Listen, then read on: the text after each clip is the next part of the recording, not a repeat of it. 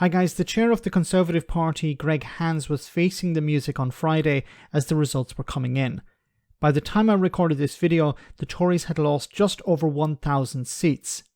This is something very interesting, as they had thrown out this sort of number in order to up the expectations for Labour, the Lib Dems and Greens, not really expecting such a high loss, in order to spin something lower as some sort of victory.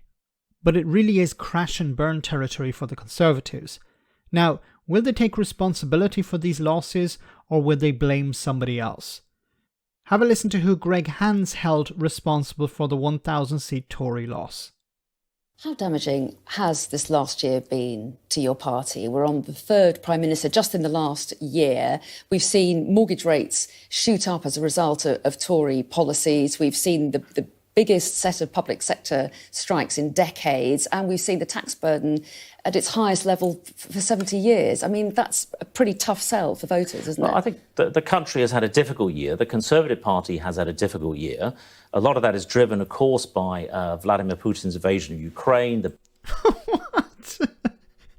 Teachers are going on, teachers, nurses, junior doctors, ambulance drivers, railway workers are going on strike because of Vladimir Putin's invasion of Ukraine.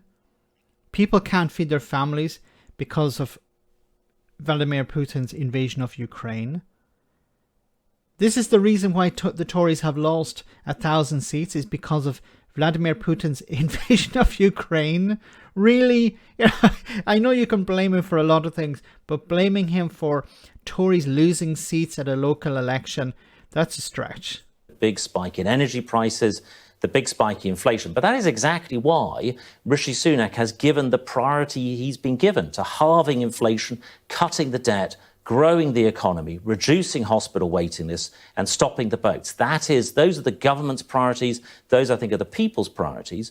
Moving forward, I think Rishi Sunak will be getting on with the job, with the whole cabinet, making sure we continue to deliver for the whole country. So, these are not the people's priorities. Cutting inflation, stopping the boats, things like this. These are, obviously they're not, because the people would have voted for you if they were the priorities. This is really strange. What they're saying is, well, Rishi Sunak has his priorities, and these are the priorities of the people. But for some reason, people voted against these priorities, against the Tories. Stopping the boats is something that is a priority maybe for racists and bigots, but the majority of people are not concerned about that. They're concerned about whether they can get an NHS appointment, whether they'll actually be able to get an ambulance. An ambulance will arrive when they call one. Whether they'll be able to pay the bills. Whether their mortgage will drive them out of their home. These are the things that people are concerned about. Not stopping the boats or halving inflation. It's ridiculous, and this is why they have been punished. Now, there is a way out of this for the Conservatives. It is to drop these headbanger policies, to move more to the centre. And if the Conservatives instead move more to the right and try to hoover up these UKIPper or BNP or Reform UK supporters, those votes, they're going to lose even bigger, because the public are concerned about bread and butter issues, cost of living, NHS, jobs.